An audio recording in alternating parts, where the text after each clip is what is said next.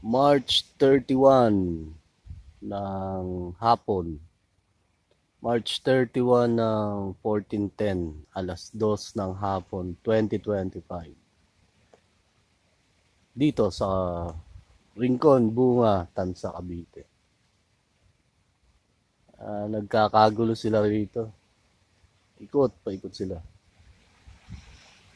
At hindi natin alam yung mga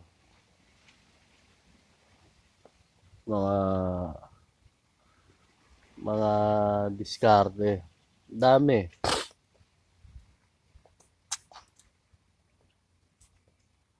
Kasi nga ang plano ng mga gagong to ay pahiyain ako.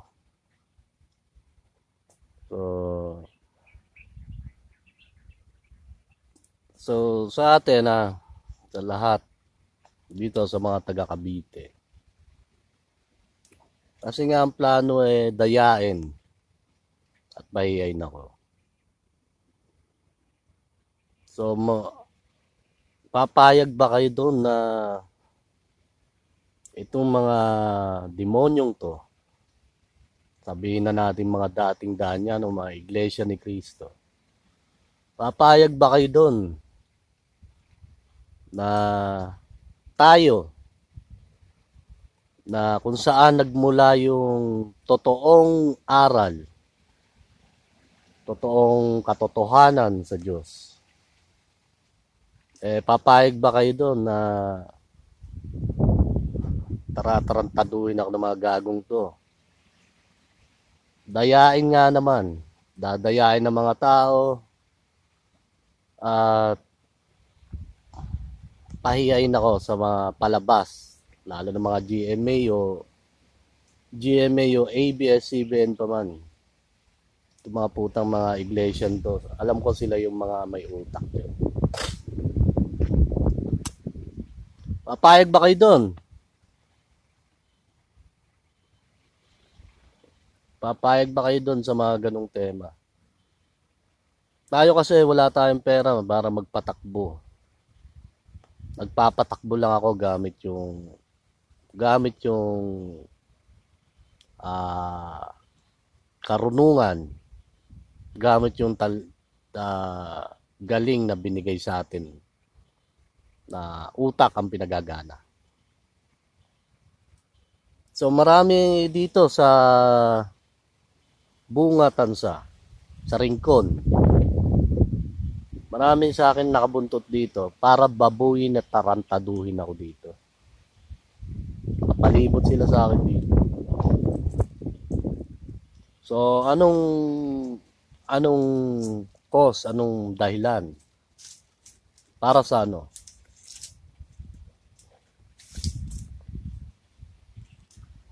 Para saan ang ginagawa ng mga ganito? So maraming mga fake news na sinasabi, katulad ng mga legacy media, mainstream media, mga katulad ng mga CNN. Hindi ko alam kung kasama dyan yung mga GMA o ABS. Sigurado magkakasama sila doon. At ito yung mga kalaban ng mga napapansin ko lang sa Amerika pag nagbabasa ako sa Twitter, na malaki talaga yung ito yung mga lefties na sinasabi, mga lefties, mga LGBTQ, mga globalists. So napakalaki pala nito, itong grupong to, na hawak ng mga demokratiko. So nakita ko doon na hindi pala ordinaryo, na akala mo ganun-ganun lang sila, pero napakalaking gulo yung mga nagagawa. Katulad nito, eto paano, nabasa ko lang din sa Twitter,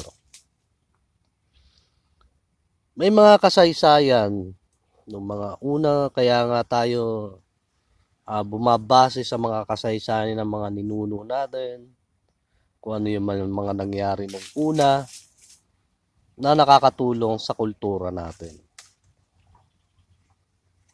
So, may mga kasaysayan noon na sinira at binura daw.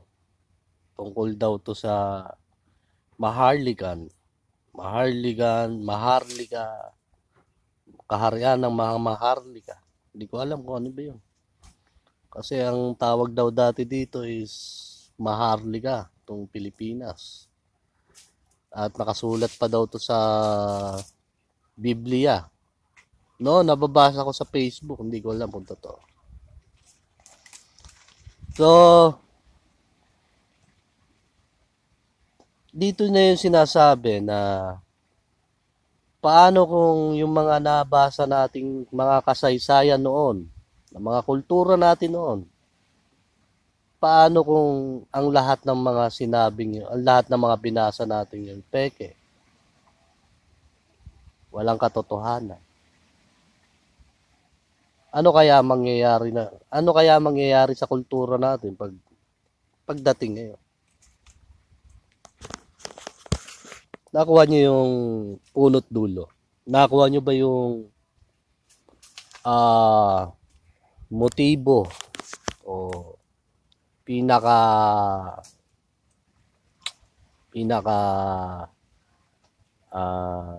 ugat o ano, yung pinaka nilalaman ng buod ng sinasabi ko? So paano kung mga history pala natin, mga pineki lang pala? Ano ang mapapakita natin sa kultura natin sa Pilipinas? Sampeke. So ganito ba pinatatakbo ng mga putang inang iglesyang to? Gamit ang mga demonyong to para pekein nilang lahat. Yung lahat ng nagawa ko dito sa Pilipinas. Yung lahat ng nagawa ni Jan Salgado, ni Jan Salgado dito sa bansa ng Pilipinas. Gamit nila yung mga politiko, kaya malalakas eh. Malalaking mga network TV, mga radio station. Halos lahat bantay ako eh. Pati yung tinatambayan ko na rock music FM na 88.3 Jam 88.3. Puro rock music kasi doon eh. So lahat doon, nako, pati 105.1 Brigada, Ted Pylon, yung True FM. So hindi ko alam, wala akong balita sa TV ngayon. Pero may naririnig ako sa mga AM station, lalo na sa GMA. Pagka nanonood si Ate B doon ng GMA, naririnig ko minsan.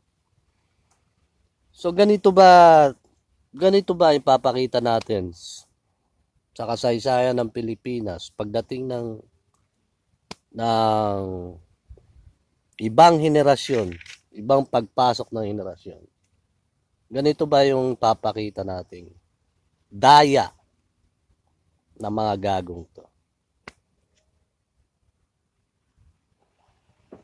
Nakita ko lang sa Twitter, so ginawa ko lang din basihan.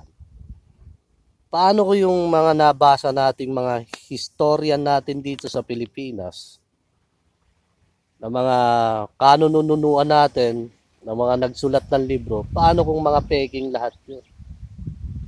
Paano kung mga hindi totoo lahat yun? Paano pa kung lahat ng mga to gagawing peke na mga gagong to? Totoo, hindi. Parang ganito yun eh. Magtanim ka ng palay sa bato. Magtanim ka ng palay sa bato. Parang kang kumuha ng history na madidisgrasya ang lahat. Nakuha niyo? Kasi nga peki nga, di ba? Nakuha niyo ba ang buod ng sinasabi ko? Inutusan ka, nabasa mo, history, ganito pala nangyari sa history, o nabasa mo doon na mga albularyo, mga ano. Tapos, pagdating mo sa henerasyon na to, peki pala yung mga binasa mo. So, walang katotohanan. So, ilang tao, o ilang libong tao, tulad sa bansa, ilang milyon tao ang madidisgrasya sa mga peking balita. Sa mga gagawing daya ng mga putang inang dating dana to at mga iglesia to. Gagawin nga akong baliw nga daw nila nito eh. Itong mga gagong to. Magaling sila dun. Gagawin nga daw akong baliw-baliwan ng mga putang inan to. Kaya nga sabi ko sa inyo, patayin nyo. Kasi kung hindi nyo ilalabas, kung hindi kayo lalaban dito, hindi nyo ba alam kung ganong kahalaga ang isang katotohanan sa buong mundo? Gaano kahalaga?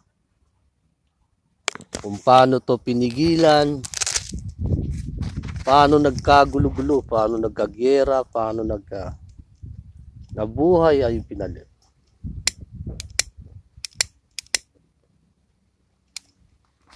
Katulad sa ginawa sa Ukraine at Russia. Pinag-away sila. So yung mga pinegi yung away. So lahat ng damages babayaran ngayon. So dahil pineke, pera pala ang habol sa pineke.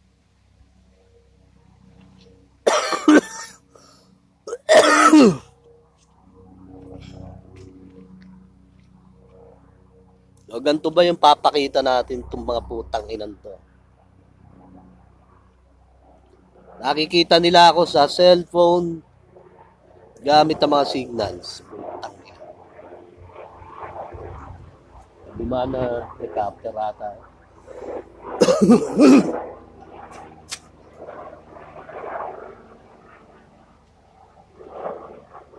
So, isang Jan Salgado na lumaki dito sa Cavite,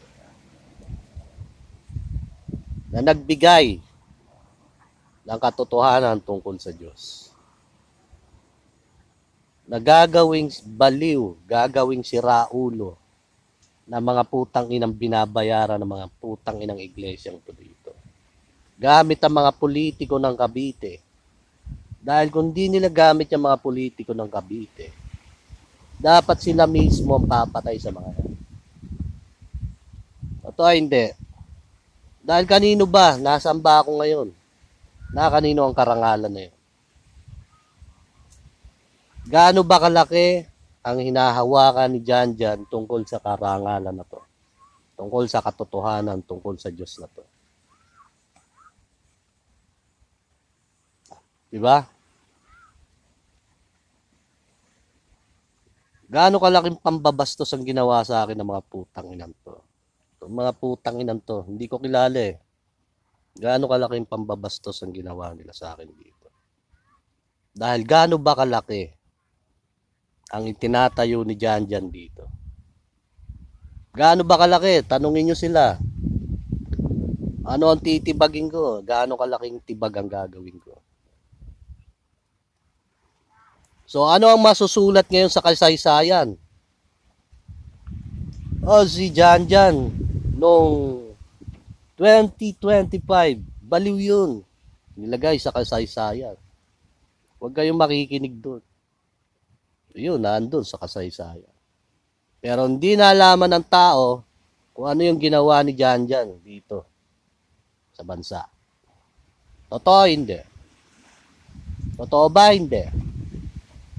Kaya papatayin nyo yan mga putang ina yan. Ako wala kasi akong pera. Kinakaya-kaya ako ng mga putang inang to. Lintik ang ipit na ginawa sa akin nila dito. Halos tulong-tulungan silang lahat sa akin. Patayin nyo sila, putang ina. Dahil tatanungin ko kayo, magtanungan kayong lahat. Ano ang ginawa ko sa bansang to? Dito sa lalawigan ng Cavite, dito sa buong bansa. Anong ginawa ko dito? Putang ina nyo. Yung bang isusulat nyo sa kasaysayan na binaliw si Janjan noong 2025? Paano na kung 3,000 years na?